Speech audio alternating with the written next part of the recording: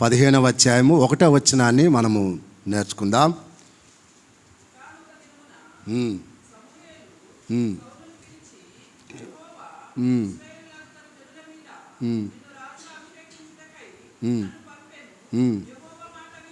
చాలు.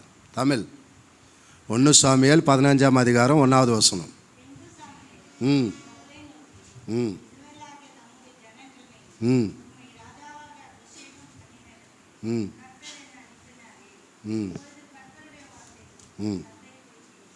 ఆమెన్.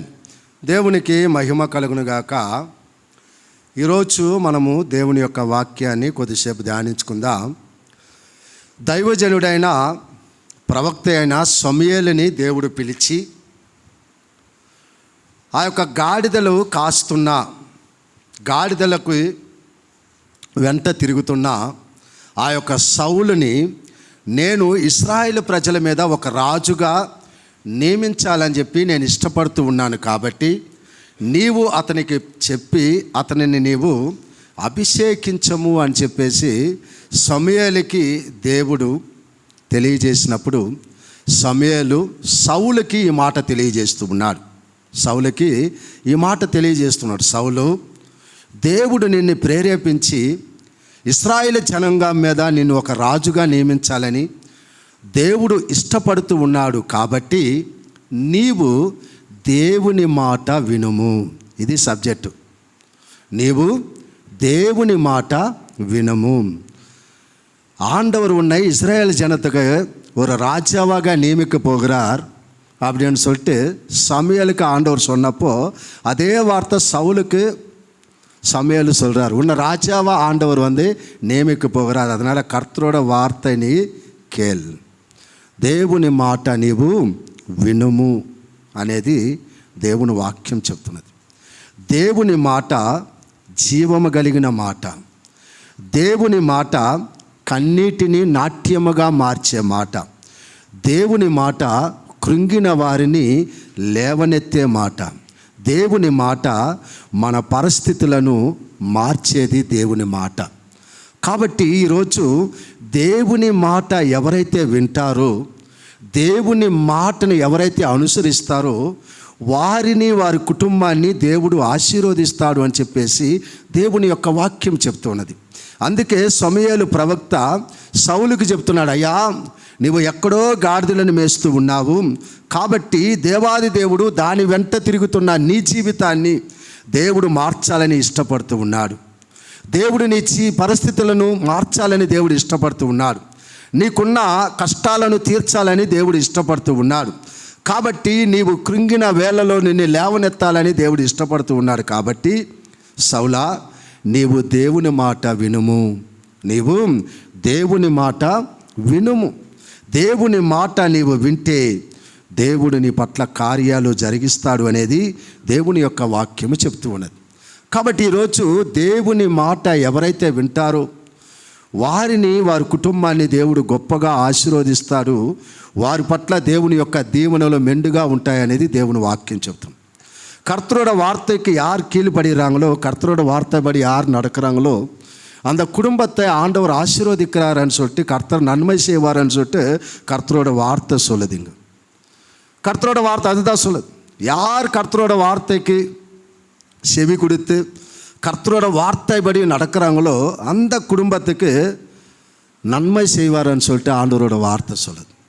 దేవుని మాట ఎవరైతే వింటారో, దేవుని వాక్యాన్ని ఎవరైతే వింటారో, వాక్య ప్రకారం ఎవరైతే జీవిస్తారో వారికి దేవుడు చక్కటి దీవెనలు ఇస్తాడు. ఇక్కడ అంటూ ఉన్నది, దేవుని మాట వింటే వచ్చే ఆశీర్వాదాలు ఉన్నాయి, దేవుని మాట వినకపోతే జరిగే నష్టము ఉన్నది.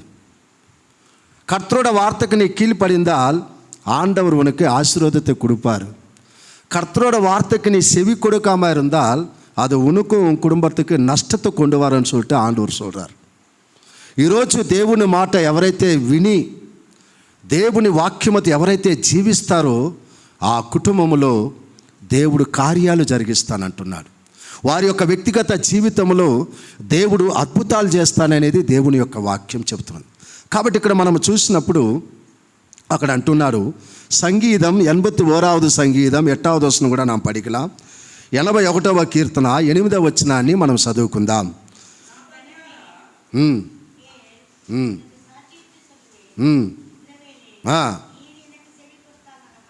నెలమాయిరుకం.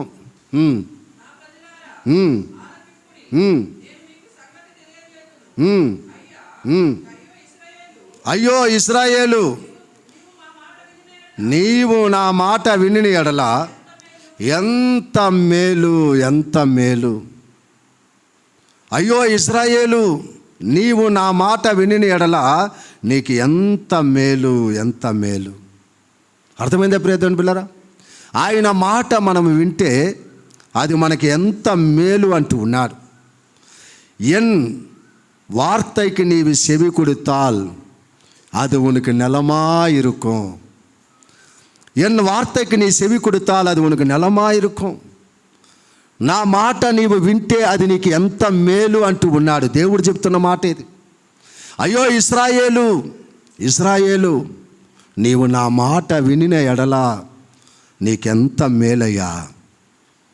ఎన్ వార్తకి నీ చెవి కొడుతాలు ఉనికి ఎత్తనై నెలమాయిరుకం. ఎత్తిన నెలమాయిరుకం. కర్తరుడ వార్త అదిదా సొల్లదు. కాబట్టి ఈరోజు దేవుని మాట మనము వింటే, దాని ప్రకారం మనము జీవిస్తే అది మనకి, మన కుటుంబానికి మేలు. మనకి, మన కుటుంబాలకి అది ఎంతో ఆశీర్వాదకరం అనేది దేవుని వాక్యం ఇక్కడ మనకి నేర్పిస్తూ ఉన్నది. ఈరోజు అదే 13వ వచనం కూడా చదవండి. అదే అధికారం 13వ వచనం కూడా పడింగా. అయ్యో నా ప్రజలు,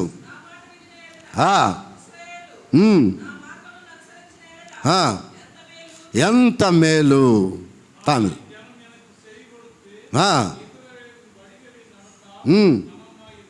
ఆమేన్. దేవుని వాక్యం చెప్తుందండి, దేవుని మాట ప్రకారము నీవు నడుచుకుంటేనంట నీకు మేలు. అక్కడ వింటే మేలు అని చెప్పాడు, ఇక్కడ నడుచుకుంటే మేలు అన్నాడు. ఎన్ వలిகளை நீ நடந்தால் அது உனக்கு எவ்வளோ நிலமாக இருக்கும்.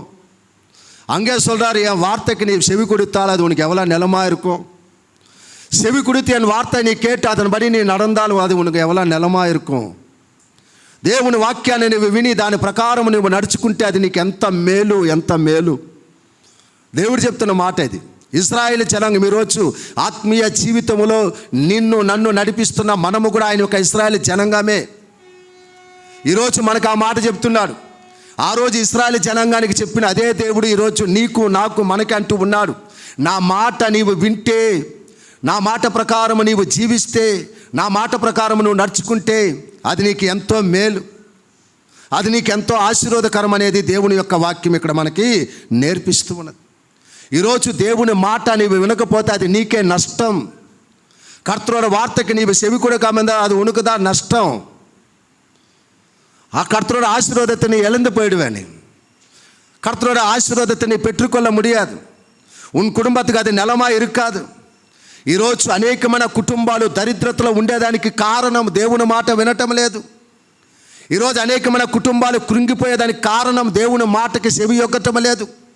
ఈరోజు అనేకమైన కుటుంబాలలో వస్తున్న వరమానము అది సరిపోకుండా వాళ్ళు దరిద్రతలో ఉండేదానికి, ఆ యొక్క పరిపూర్ణమైన ఆశీర్వాదం లేకుండా పోయేదానికి కారణం దేవుని మాట వినటం లేదు.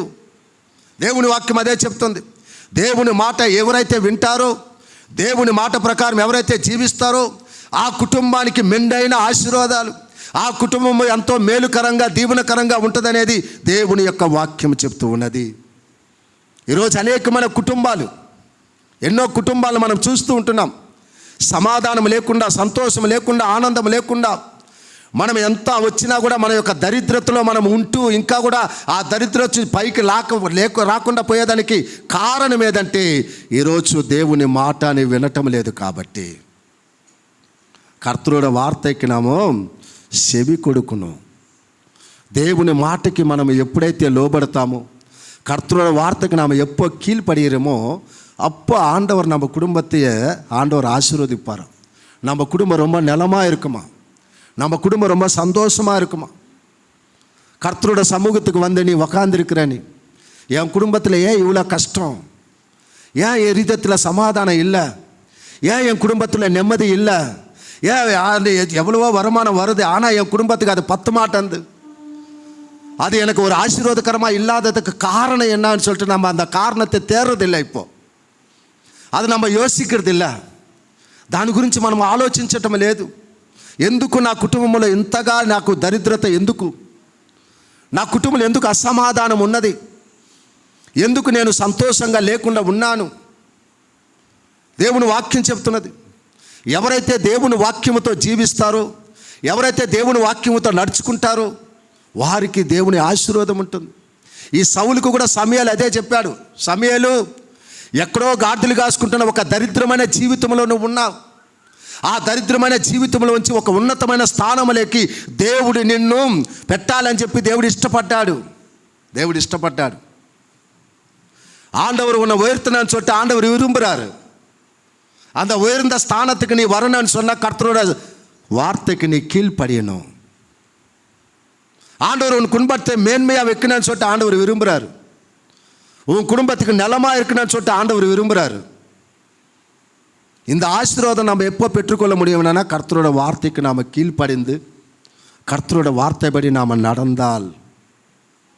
ఈరోజు మన కుటుంబం ఆశీర్వాదకరంగా ఉండాలి అంటే, దీవెనకరంగా ఉండాలి అంటే, సంతోషంగా ఉండాలి అంటే, సమాధానంగా ఉండాలి అంటే దేవుని మాట మనము వినాలి అనేది దేవుని వాక్యం చెప్తుంది. బైబిల్లో దేవుని మాట వినిన ఒకరు, వినని ఒకరిని మనం చూస్తూ ఉంటున్నాం. దేవుని మాట ఎవరైతే విన్నారో వారు చక్కగా ఆశీర్వదించబడ్డారు. దేవుని మాట ఎవరైతే వినలేదో తమ జీవితము, తన కుటుంబము అంతా కూడా నష్టం వచ్చేసింది. అన్ని దీవెనలు కోల్పోయి దేవుడు అతనిని విసర్జించాడు అనేది బైబిల్ చెప్తున్న మాట. கர்த்தரோட வார்த்தைக்கு யார் கீழ்ப்படிந்து நடக்கிறாங்களோ அவங்க ஆசீர்வாதமாக இருப்பாங்கன்னு சொல்லிட்டு பைபிளில் நமக்கு 2 பேர் காட்டுறார். கர்த்தரோட வார்த்தைக்கு கீழ்ப்படியாமல் ஆண்டவர் கொடுத்த ஆசீர்வாதத்தை பெற்றுக்கொள்ள முடியாமல் எல்லா விதத்திலும் நஷ்டத்தை பெற்றுக்கொண்டவர் ஒருத்தர் இருக்கிறார். கர்த்தரோட வார்த்தைக்கு கீழ்ப்படிந்து ఆశీర్వాదத்தை పెట్టుకొండவர் ஒருத்தர் இருக்கிறார். కాబట్టి దేవుని మాట వినని వ్యక్తి ఎలా ఉంటాడు, దేవుని మాట విని జీవించే వ్యక్తి ఎలా ఉంటారు అనేది బైబిల్ మనకి నేర్పిస్తూ ఉన్నది. ఈరోజు అటువంటి జీవితము ఒకవేళ మనకు ఉంటే మనము దానిని సరి చేసుకొని జీవిస్తే మనకు ఆశీర్వాదకరం. చూడండి, దేవుని వాక్యంలో మనం చూద్దాం. 1 సమూయేలు 15వ అధికారం 3వ వచనం పడింగ. 1 సమూయేలు 15వ అధ్యాయము 3వ వచనాన్ని మనం చూద్దాం.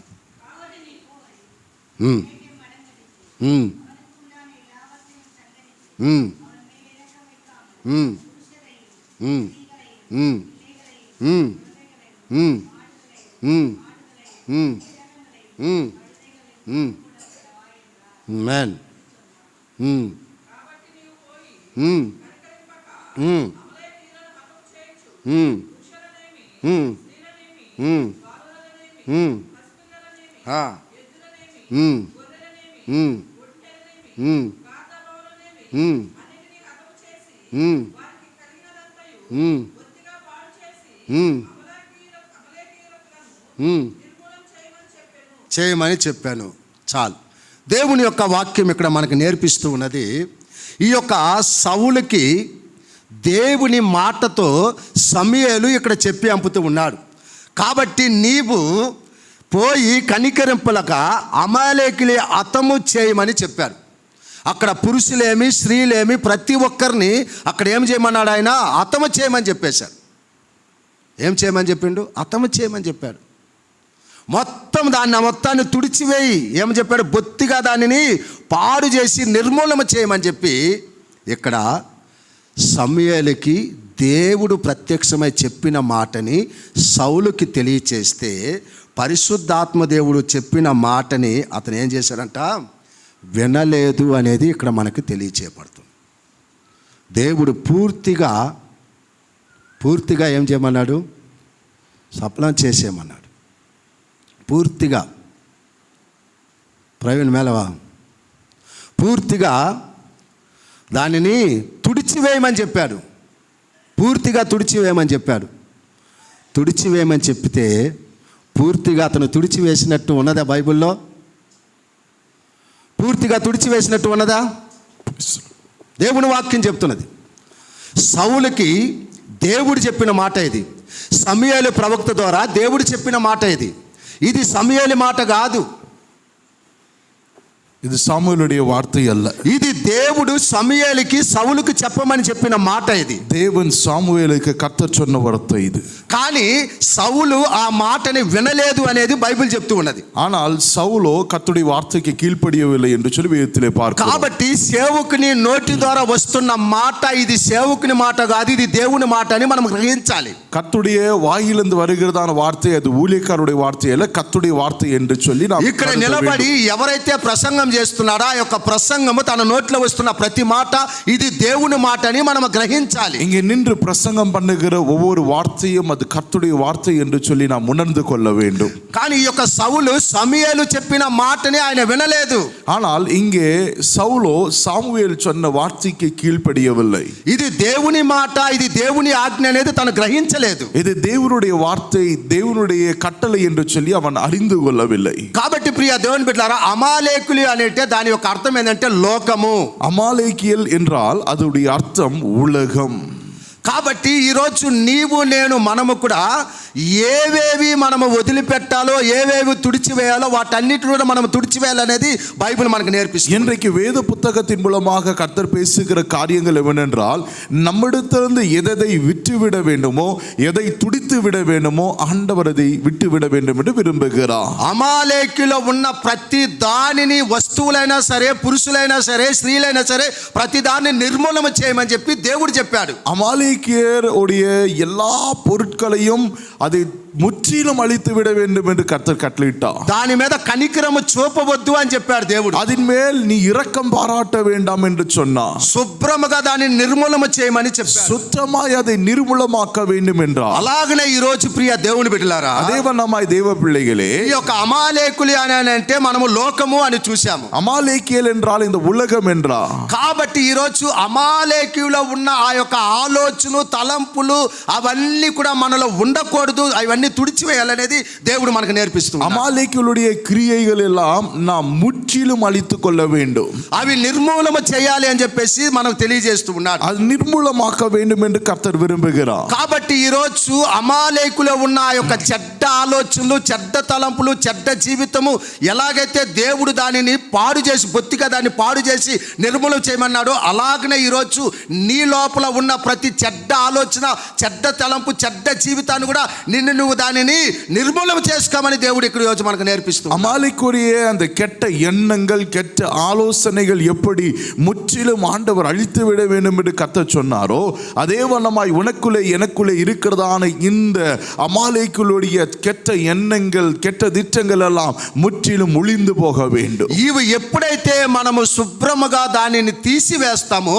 అప్పుడు దేవుడు మన పట్ల కార్యాలు జరిగిస్తాడు. எப்பொழுது இதை முற்றிலும் சுத்திகரிக்கிறோமோ அப்பொழுது தேவன் நமக்கு ஒரு ஆசீர்வாதத்தை தருவார். కాబట్టి ఈ రోజు నీవు, నీ కుటుంబము ఆశీర్వాదకరంగా దేవుని మేలును నువ్వు పొందుకోవాలి అంటే, இன்னைக்கு நீயும் உன்னுடைய குடும்பமும் கர்த்தருடைய ஆசீர்வாதையும் நன்மையை பெற்றுக்கொள்ள வேண்டும் என்றால், నీవు శుభ్రముగా నీ లోపల దేవునికి ఇష్టం లేని ఏవైతే ఉన్నాయో వాటన్నిటిని కూడా నీవు తుడిచివేయాలి. நீ சுத்தமாக உன்னுடைய வாழ்க்கையில் இருக்கிறதான எல்லா தேவனுக்கு பிரியமில்லாத காரியங்களை நீ சுத்திகரித்துக் கொள்ள வேண்டும். అప్పుడు దేవుడు మన పట్ల మేలు జరిగిస్తాడు. அப்பொழுது நம்முடைய வாழ்க்கையிலே கர்த்தர் நன்மை உண்டாக்குவார். ఎప్పుడైతే మనము దేవునితో, దేవుని మాటతో మనము జీవిస్తామో అప్పుడు మన లోపల ఉన్న ప్రతి శాపమును దేవుడు తొలగిస్తాడు. எப்பொழுது நாம் கர்த்தருக்குள் இப்படிப்பட்ட காரியங்களை செய்வோமோ நமக்குள்ளே இருக்கிறதான எல்லா சாபத்தை ஆண்டவர் எடுத்து போடுவார். ప్రతి దరిద్రతను దేవుడు తీసివేస్తాడు. எல்லா దరిద్రத்தை எடுத்து போடுவார். ప్రతి కష్టాన్ని దేవుడు తొలగిస్తాడు. ஒவ்வொரு கஷ்டங்களை எடுத்து போடுவார். కానీ ఈ యొక్క సౌలుని మనం చూసినప్పుడు, இந்த సౌலை பார்க்கும் பொழுது దేవుడు చెప్పిన మాట తాను వినలేదు అనేది బైబిల్ చెప్తుంది. தேவன் சொன்னதை போல அவன் கேட்காமல் போனதினால் இப்படி நடந்துட்டு. 9వ వచనాన్ని మనం చదువుదాం. 9వ వచనத்தை வாசிக்கலாம்.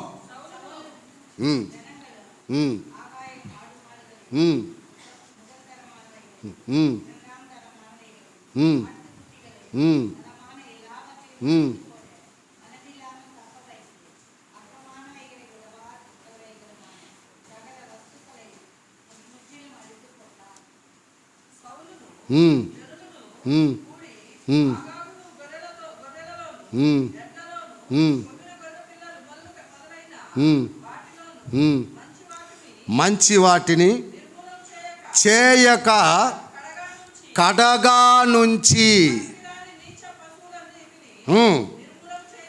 బాగా ఆలకించండి. ఇక్కడ நன்றா யோசித்து பாருங்க.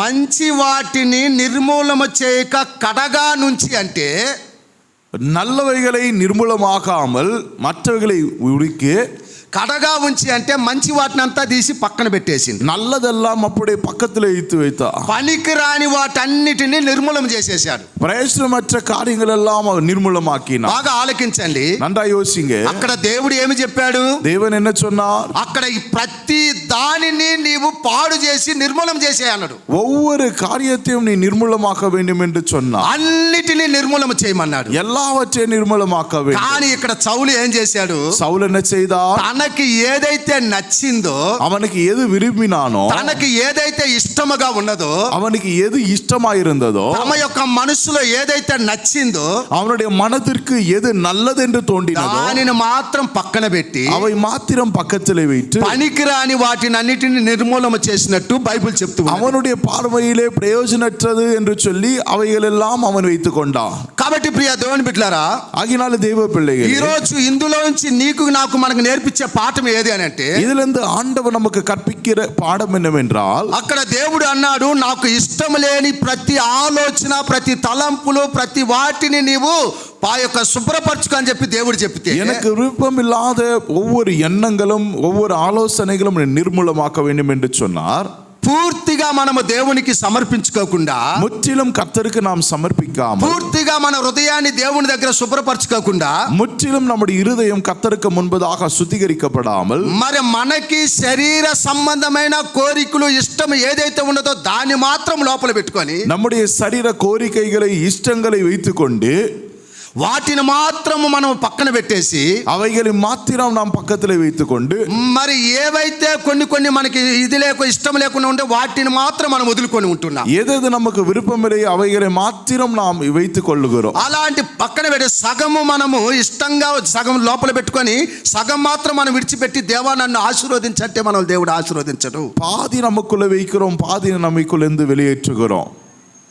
అలా చేసినప్పుడు దేవుని కార్యాలు మన పట్ల జరగవు. அப்படி செய்யும் பொழுது கர்த்தருடைய கிரியை நமக்குள்ள நடப்பிக்க முடியாது. కాబట్టి పూర్తిగా దేవునిలో మనము ప్రతిష్ఠ చేసుకోవాలి. ஆகையினாலே சம்பூர்ணமாய் கர்த்தருக்குள் நாம் பிரதிஷ்டிக்க வேண்டும். పూర్తిగా మనము దేవునికి ఎప్పుడైతే సమర్పించుకొని దేవుని మాట ప్రకారం మనము జీవిస్తామో, நாம் சம்பூர்ணமாய் எப்படி கர்த்தருக்குள் நாம் அந்த காரியங்களை நிறைவேற்றுவோமோ, అప్పుడే దేవుడు మన పట్ల కార్యాలు జరిగిస్తాడు. அப்பொழுதுதான் கர்த்தர் நம்முடைய வாழ்க்கையிலே அவர் காரியங்களை ఈ நிறைவேற்றுவார். సౌలు దేవునికి ఇష్టంగా జీవించాలనేది పరిపూర్ణముగా సంపూర్ణముగా ఇష్టపడలేదు. இந்த சவுல் கர்த்தருக்குள் கர்த்தருடைய சித்தத்தை பரிபூர்ணமாய் நிறைவேற்ற வேண்டும் என்று சொல்லி அவனுக்கு இஷ்டமில்லை. అమాలేకులే వస్తువుల మీదే తన కన్ను ఉన్నది గాని, அமாலேக்கியருடைய வஸ்துக்களின் மேல் தான் அவனுக்கு காரியம் இருக்கிறது. ఇది నా దేవుడు చెప్పాడు పూర్తిగా అవి ఏది వద్దు అని చెప్పాడు. ఆయన ప్రకారం మనం ఎందమనేది ఎనలేదు ఆయన. இது என் தேவன் சொன்னார், சம்பூர்ணமாய் நாம் அதை விட்டுவிட வேண்டும் என்று சொல்லி அவனுக்கு எந்த இஷ்டமும் இல்லை. అటువంటి ఆలోచన అతనికి లేదు. அப்படிப்பட்ட ஆலோசனை இல்லை. సగము దేవునితోటి,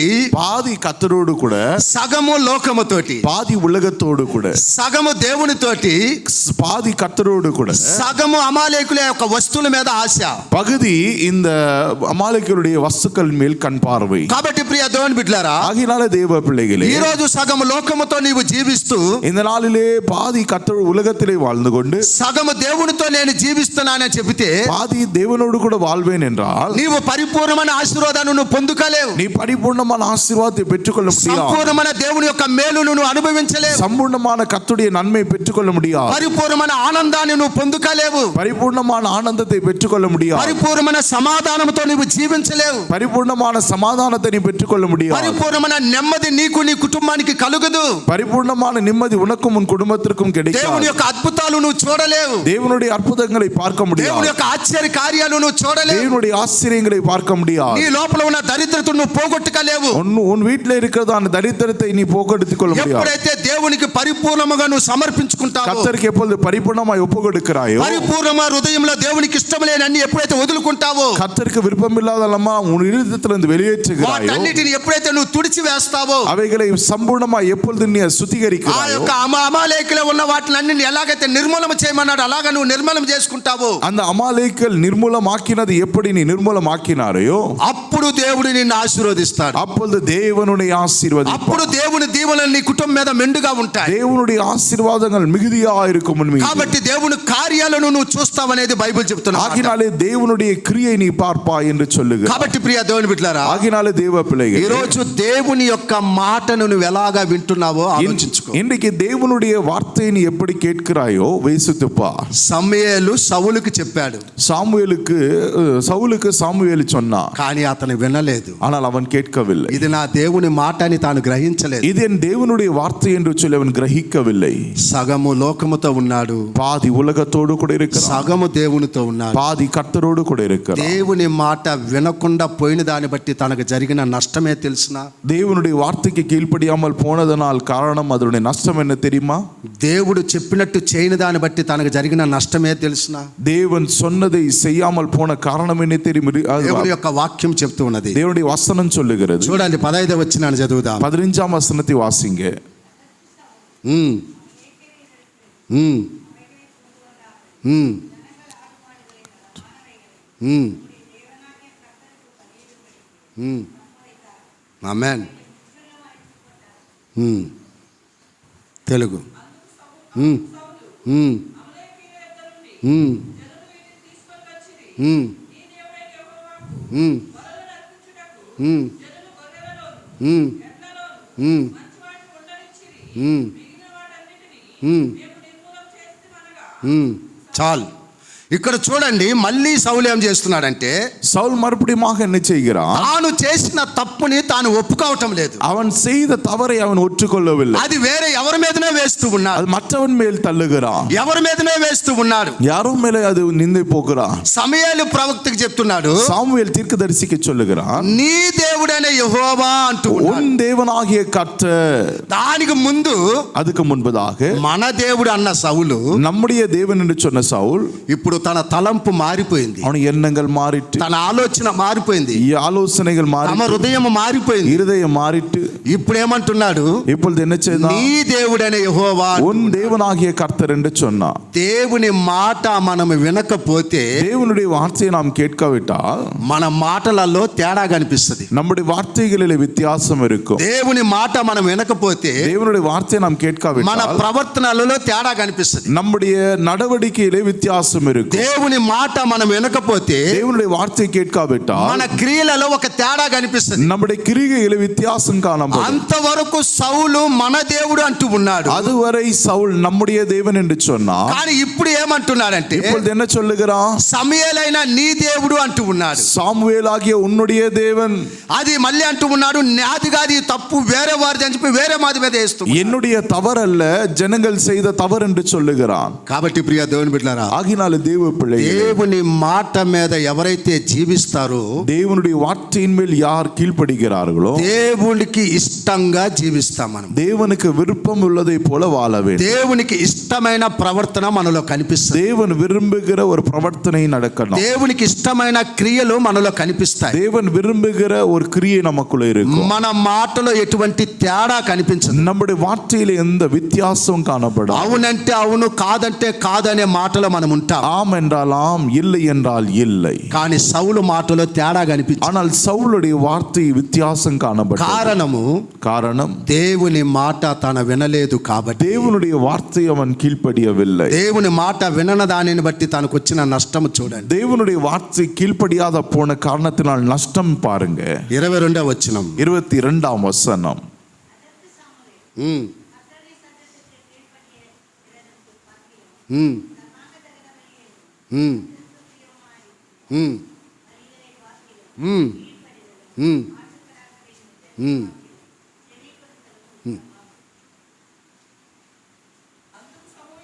ఉమ్, ఉమ్, ఉమ్, ఉమ్, ఉమ్, ఉమ్,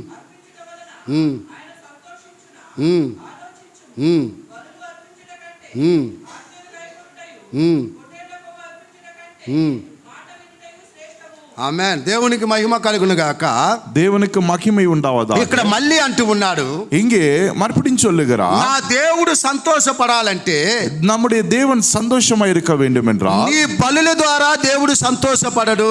உன்னுடைய காரியங்களினால் அவர் சந்தோஷப்படுவதில்லை. నీ కానుకల ద్వారా దేవుడు సంతోషపడడు. உன்னுடைய காணிக்கைகள் மூலமாய் నీ దశమ சந்தோஷப்படுவதில்லை. భాగాల ద్వారా దేవుడు సంతోషపడడు. உன்னுடைய தசம பாகங்கள் மூலமாய் சந்தோஷப்படுவதில்லை. వీటన్నిటికంటే శ్రేష్టమైనది இவைகள் யாவையும் விட నా దేవుని మాట వింటేనే నాకు సంతోషం అనేది అక్కడ అంటున్నారు దేవుడు. என் தேவனுடைய வார்த்தைக்கு நீ கீழ்ப்படிந்து இருப்பதே சந்தோஷம். దేవుని ఆజ్ఞ ప్రకారం జీవించితే నాకు సంతోషం అంటూ ఉన్నారు. தேவனுடைய கட்டளைகளின்படி நீ வாழ்ந்தால் தான் சந்தோஷம். కాబట్టి ఈ రోజు ప్రియ దేవుని బిడ్డలారా, ஆகினால தேவ பிள்ளைகளே, నిన్ను బట్టి దేవుడు సంతోషించాలి అంటే, உன்னை பார்த்து ஆண்டவர் சந்தோஷப்பட, నీ కుటుంబాన్ని బట్టి దేవుడు సంతోషించాలి అంటే, உன் குடும்பத்தை நினைத்து ஆண்டவர் சந்தோஷிக்க నీ வேண்டும் కుటుంబాన్ని బట్టి என்றால், దేవుని నామం మహిమపరచబడాలి అంటే, உன் குடும்பத்தை நினைத்து ஆண்டவர் నీవు சந்தோஷப்பட దేవుని வேண்டும் మాట என்றால், వినాలి అంటూ ఉన్నాడు. உன் தேவனுடைய வார்த்தைக்கு கீழ்ப்படிய வேண்டும் నీవిచ్చే என்றால், కానుక వలనో, నీవిచ్చే కానుక వలనో, நீ கொடுக்கிற காணிக்கைகளினால், నీవిచ్చే దశంభాగ వలనో, நீ கொடுக்கிற தசம்பாகங்களின் నీవిచ్చే மூலமாக, బలుల వలనో நீ கொடுக்கிற பலிகளின் மூலமாக నాకు సంతోషం లేదు. எனக்கு சந்தோஷம் இல்லை. నాకు నీవు నా మాట వినాలి. நீ என் வார்த்தைக்கு கீழ்ப்படிய வேண்டும். నీవు నా మాట వినాలి. நீ உன் வார்த்தைக்கு கீழ்ப்படிய నీవు வேண்டும். నా మాట వింటే నాకు సంతోషం. நீ என் வார்த்தைக்கு கீழ்ப்படிந்தால் నీవు నా మాట சந்தோஷம். ప్రకారం జీవిస్తే என் సంతోషం. வார்த்தையின்படி நீ வாழ்ந்தால் தான் சந்தோஷம். దేవుడు సంతోషిస్తే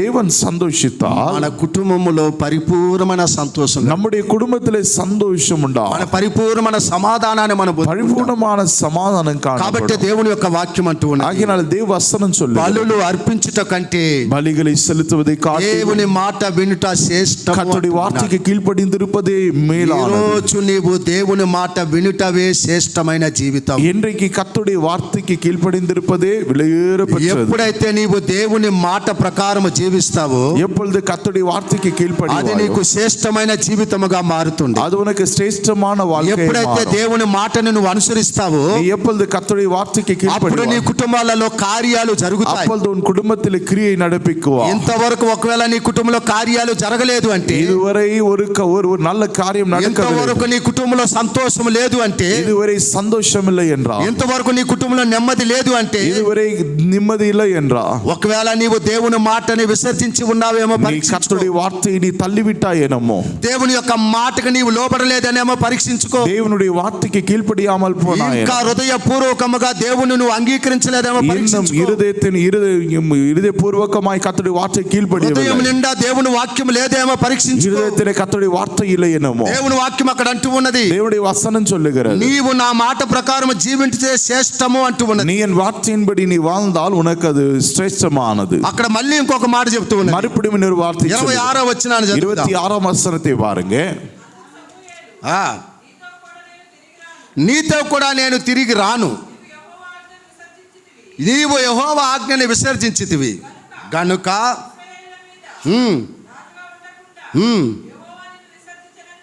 చెప్పి చాలు. తమిళ్ வருவதில்லை.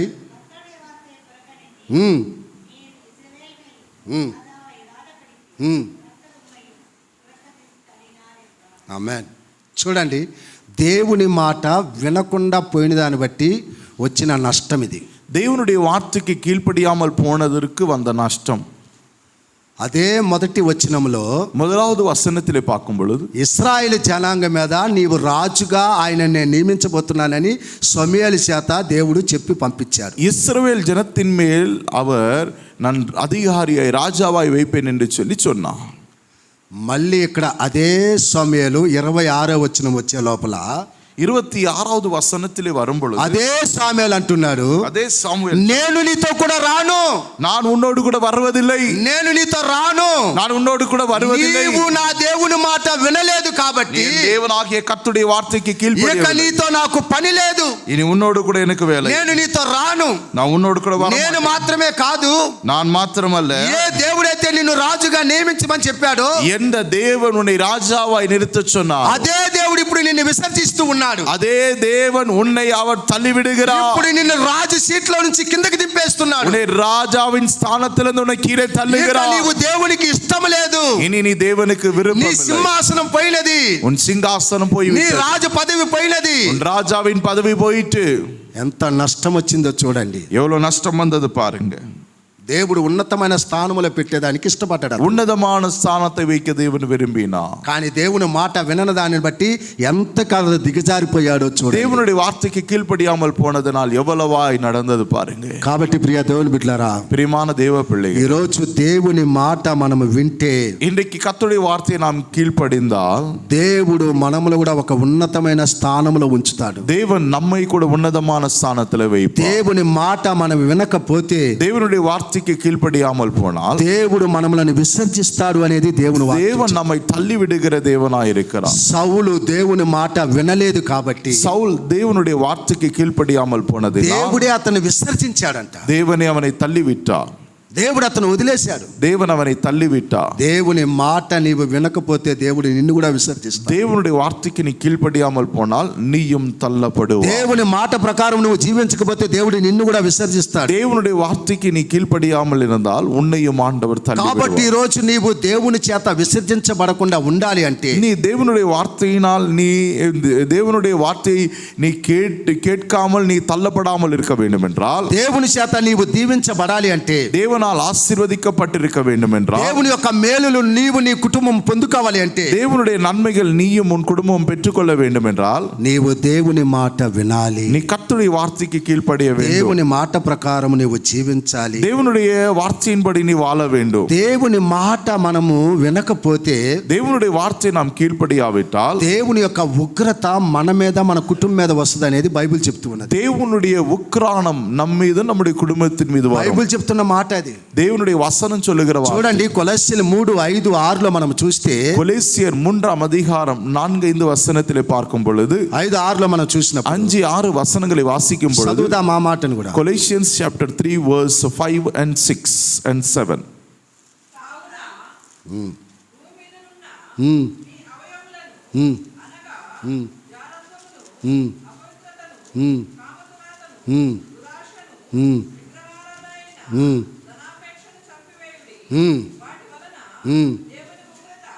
వాటి వలన అవిధేయ మీదలకి వచ్చును అనేది బైబిల్ చెప్తున్న మాట. చాలు, తమిళ్లో పడింగ 3:5-6 கொலோசியர் 3:5-6 இருக்குதா பைபிளில் அவனுக்கு? படிங்க. ம் ம் ம் ம் ம் ம் ம் ம் ம் ம் ம் కీழ்పడియాము. అదిదా ముఖ్యం, నమ్మకు అది ముఖ్యం మనకి. విధేయత, అవిధేయులు అంటూ ఉన్నాడు అక్కడ. అవిధేయుల మీదకి దేవుని యొక్క ఉగ్రత వచ్చును అంటూ ఉన్నాడు. கீழ்ப்படியாமல் போகிறவர்கள் மேல் கர்த்தருடைய உக்கிரானம் வருகிறது. చూడండి, దేవుని మాట మనం వినకపోతే దేవుని యొక్క ఉగ్రత మన మీదకి వస్తుందనేది బైబిల్ చెప్తున్నమాట. தேவனுடைய வார்த்தை நாம் கேட்காவிட்டால் தேவனுடைய கோபாக்கினை நம் மீது வருகிறது. కాబట్టి ఈరోజు నిర్ణయం తీసుకోవాల్సినది నీవే. ஆகினாலே இன்றைக்கு நீ நிர்ணயம் எடுக்க வேண்டியது உன்னுடைய கரத்தில் இருக்கிறது. దేవుని మాట నీవు విని జీవిస్తే, தேவனுடைய வார்த்தை நீ கேட்டு நீ வாழ்ந்தால் నీకు నీ కుటుంబానికి మేలు జరుగుద్ది. நீயும் உன் குடும்பத்திற்கும் அது நன்மை உண்டாகும். నీకు నీ కుటుంబానికి ఆశీర్వాదం కలుగుతుంది. உனக்கும் உன் குடும்பத்திற்கு ஆசீர்வாதமாய் மாறும். దేవుని మాటని నీవు వినకపోతే, தேவனுடைய வார்த்தைக்கு நீ கீழ்ப்படியாமல் దేవుడు போனால் నిన్ను నీ కుటుంబాన్ని విసర్జిస్తాడు. தேவன் உன்னையும் உன் குடும்பத்தை அவர் தள்ளிவிட மாட்டார். అంతేకాదు, నీవు లోబడకపోతే దేవుని ఉగ్రత నీ మీదకు వస్తుంది. நீ கீழ்ப்படியாமல் போனால் தேவனுடைய கோபாக்கினோயின் மீது வரும். కాబట్టి నిర్ణయం నీ చేతిలో ఉన్నది. நிர்ணயம் உன்னுடைய வாழ்க்கை, తీర్మానం నీ చేతిలో ఉన్నది. தீர்மானிக்கிறது உன்னுடைய கரத்தில் దేవుని உண்டு. మాట నీవు వింటే தேவனுடைய வார்த்தை நீ கேட்டால் నీవు బ్రతుకుతావు అనేది బైబిల్ చెప్తున్న நீ మాట. பிழைப்பாய் என்று வேதவசனம் சொல்லுகிறது. సామెతలు 4:4 మనం చదివితే நீதிமொழிகள் 4ஆம் அதிகாரம் 4ஆம் దేవుని வசனம் మాట నీ சொல்லுகிறது. వింటే నువ్వు బ్రతుకుతావని ఉన్నది. தேவனுடைய வார்த்தை கேட்டால் நீ பிழைப்பாய். దేవుని మాట నీ వింటే నువ్వు బ్రతుకుతావంటూ ఉన్నది. தேவனுடைய வார்த்தை கேட்டால் நீ பிழைப்பாய். ఈ భూలోకంలో నువ్వు ఆశీర్వాదకరముగా బ్రతకాలి అంటే, இந்த பூலோகத்திலே நீ ஆசீர்வாதமாய் இருக்க ఈ வேண்டும். భూలోకంలో దేవుని దీవెనలను పొందుకోవాలి అంటే, இந்த பூலோகத்திலே கர்த்தருடைய ஆசீர்வாதத்தை பெற்றுக்கொள்ள నీవు வேண்டும். బ్రతికి ఉన్నంత వరకు దేవుని యొక్క దీవెనలతో నువ్వు ఉండాలి అంటే, நீ உயிரோடு கூட இருக்கும் வரைக்கும் கூட நீ பிழைக்க வேண்டும் என்றால் దేవుడు అంటూ ఉన్నాడు, தேவன் சொல்லுகிறார், దేవుని మాటకి నీవు లోబడాలి అంటూ ఉన్నాడు. தேவனுடைய வார்த்தைக்கு நீ கீழ்ப்படிய வேண்டும். మనము బ్రతుకుతా అంటే நாம் உயிரோடு கூட இருக்க வேண்டும் என்றால் ఆత్మీయతలో బ్రతకాలి, ஆவிக்குரிய விஷயத்தில் విశ్వాసంలో బ్రతకాలి, விசுவாசத்தில் இருக்க, భయభక్తిలో బ్రతకాలి. பயபக்தியில் பிழைக்க வேண்டும். చచ్చిన వారు అంటే நாம் செத்தவர்கள் என்றால் ఆత్మీయ స్థితిలో చచ్చిన వారుగా, ஆவிக்குரிய விஷயத்தில் విశ్వాస செத்தவர்கள், జీవితంలో చచ్చిన వారుగా, விசுவாச ஜீவியத்தில் செத்தவர்கள், దేవునికి ఇష్టం లేని జీవితంలో నువ్వు చచ్చిన వారుగా. தேவனுக்கு விருப்பமில்லாத காரியங்களை దేవుడు செத்தவர்கள். అదే చెప్తూ ఉన్నాడు ఇక్కడ. தேவன் அதான் சொல்லு, అవిధేయత కలిగి నీవు జీవిస్తే நீ கீழ்ப்படியாமல் இருந்து నీవు வாழ்ந்தால், ఆత్మీయతలో చచ్చిన వారితో సమానం, ஆவிக்குரிய வாழ்க்கையிலே செத்தவனை போல, విశ్వాస జీవితంలో చచ్చిన వారితో விசுவாச సమానం. ஜீவியத்திலே అదే செத்தவனை నీవు போல. నా మాట వింటే அதே என்னுடைய வாழ்க்கையை నీవు బ్రతుకుతావు, நீ உயிரோடு கூட இருப்பா, నీవు బ్రతుకుతావు. உயிரோடு கூட இருப்பா. ఆ బ్రతుకు జీవితము నీకు దీవెనకరంగా ఉంటది. அந்த உயிர் வாழ்கிற ஜீவியம் உனக்கு சத்தியமா ఆ బ్రతుకు నీకు మేలుకరంగా ఉంటది. அது நன்மையா இருக்கும். ఆ బ్రతుకు నీకు ఆశీర్వాదకరంగా ఉంటది. அந்த வாழ்வு ఆ ஆசீர்வாதமா இருக்கும். బ్రతుకు నీకు సమాధానకరంగా ఉంటది. அந்த வாழ்வு ఆ சமாதானமா బ్రతుకు இருக்கும். నీకు సంతోషకరంగా ఉంటది. அந்த வாழ்வு சந்தோஷமா இருக்கும். దేవుడు అదే చెప్తున్నా. தேவன் அதான் சொல்லு, అదే 4:10 చెప్తున్న మాట. 4:10 சொல்லுகிறார். 4:10 కూడా చదవండి. 4:10 சொல்லுகிறார், నా కుమారుడా, నీవు ఆలకించి నా మాటలు నువ్వు అంగీకరించిన ఎడల నీవు దీర్ఘాయుష్మంతుడగుదువు.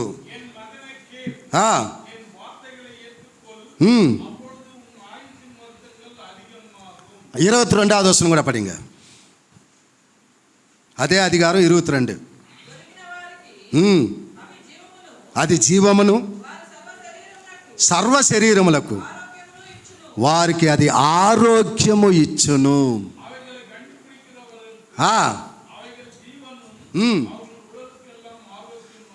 యారికిది, ఎవరికంటే ఇది, అది ఎవరికైతే దొరుకుతుందో, దేవుని మాటలు ఎవరికి దొరుకుతుందో, அந்த வார்த்தைகள், தேவனுடைய வார்த்தைகள் யாருக்கு கிடைக்கிறதோ వారికి దీర్ఘాయుష్మంతులుగా ఉంటారని, அவர்களுக்கு தீர்காயுசா இருப்பார்கள், వారు జీవము కలిగి ఉంటారని, அவர்கள் ஜீவனோடு கூட இருப்பார்கள், వారు సర్వ శరీర ఆరోగ్యముతో ఉంటారు. அவர்கள் சரீரத்திலே ஆரோக்கியமா இருப்பார்கள்.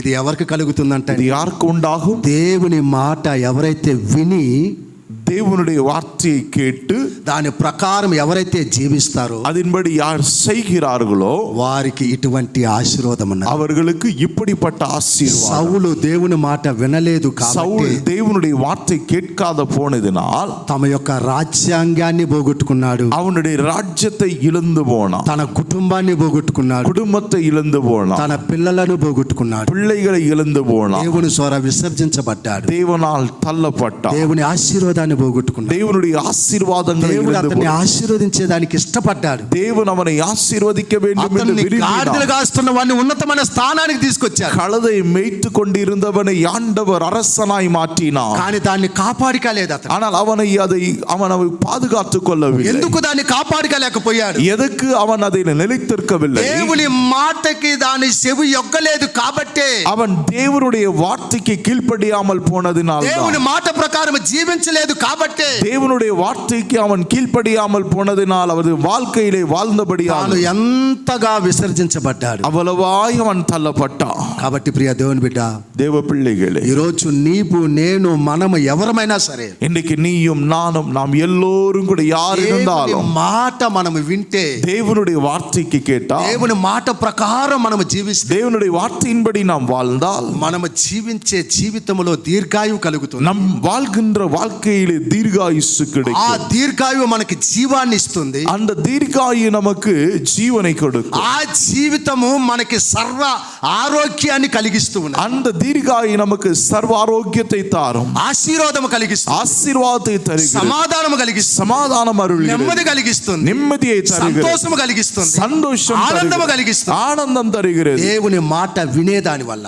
தேவனுடைய வார்த்தை கேட்கிறபடி చివరగా ఒక వాక్యాన్ని మనం చదువుదాం. கடைசியா ஒரு வசனத்தை வாசிக்கலாம். హోషేయ 4:6 మనం చూస్తే, ஓசேயா 4:6 ఒకసారి అది కూడా మనం చదువుదాం. ஒரு முறை இந்த வசனத்தை வாசிக்கலாம். ஹோசேயா chapter 4:6.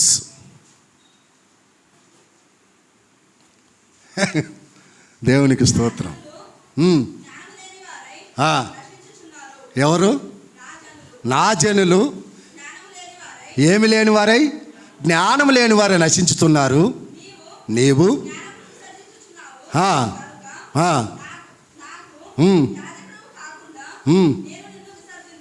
ఆమేన్. తమిళ పడిగమా, కింద చదవండి ఇంకా.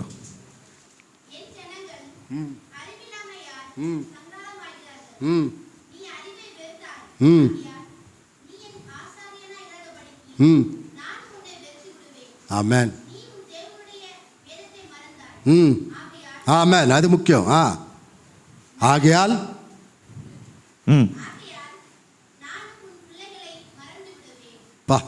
తెలుగులో చదివా మాట.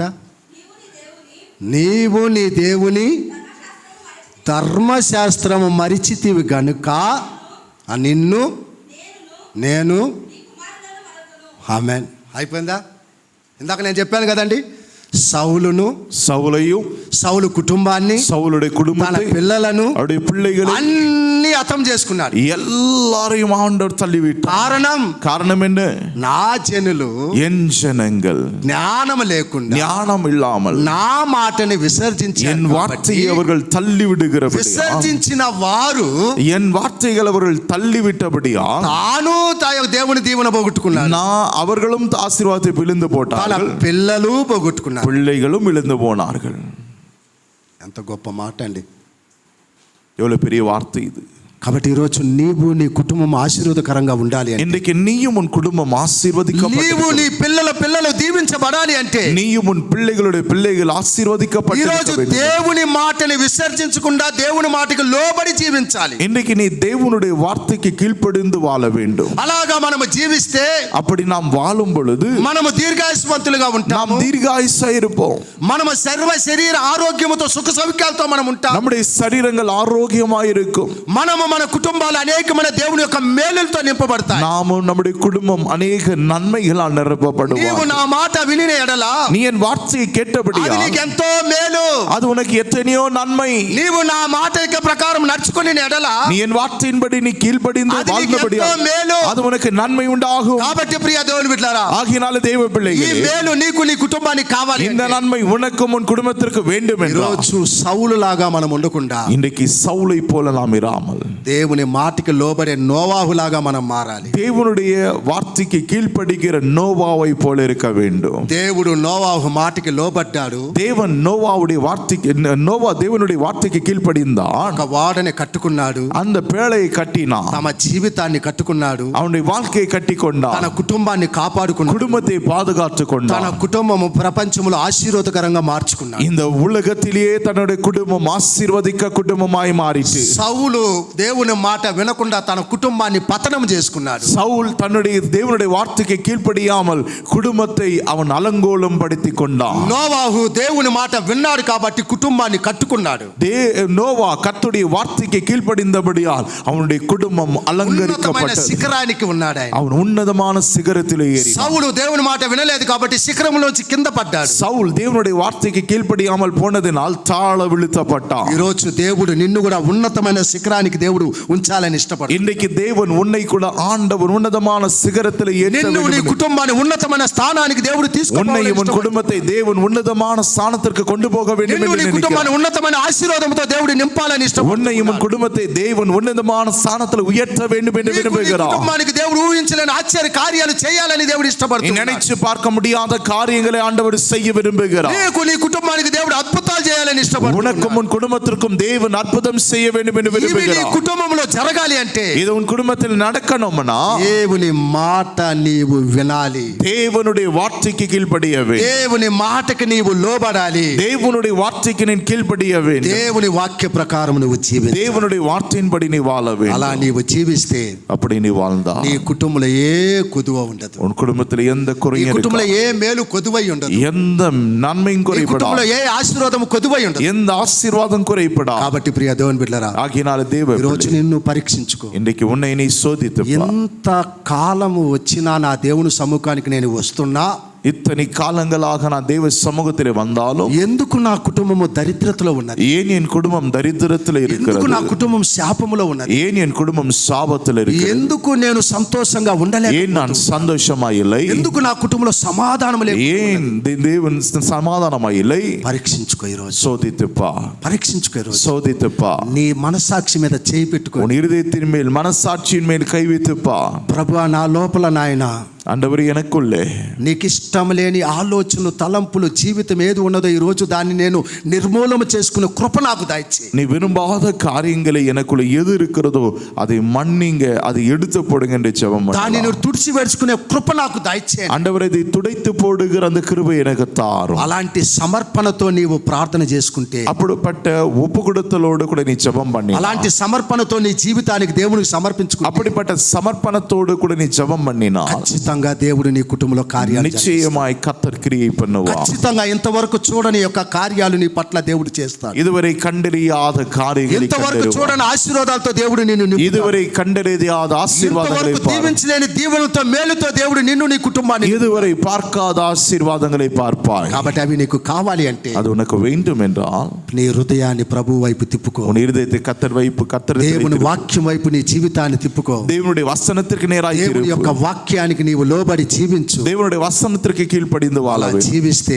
அப்படி வாழும் பொழுது నీవు ఉన్నతమైన శిఖరం మీద நீ దేవుని உன்னதமான சிகரத்தில் ஏறுவாய். దేవునితో నువ్వు జీవించకపోతే தேவனோடு கூட நீ வாழாவிட்டால் నిన్ను దేవుడు విసర్జిస్తాడు. உன்னை தேவன் அவர் నిర్ణయం தள்ளிவிடுவார். నీ చేతిలో ఉన్నది. உன்னுடைய கையில నీవు தீர்மானம். దేవుని చేత విసర్జించబడతావా, கர்த்தரால் தள்ளப்படுவாயா, దేవుని చేత దీవించబడతావా? தேவனால் ఏది ஆசீர்வதிக்கப்படுவாயா, కావాలో డిసైడ్ నీ చేతిలో. எது வேண்டுமோ நீ నీవు తీసుకునే తీర్మానంలోనే ఉన్నది. தீர்மானம் உன்னுடைய கையில. మోకరించి ప్రభు సన్నిధిలో முழங்கால் படிட்டு ஜெபம் பண்ணலாம். దేవుడి వాక్యము ద్వారా మనతో మాట్లాడి ఉన్నాడు.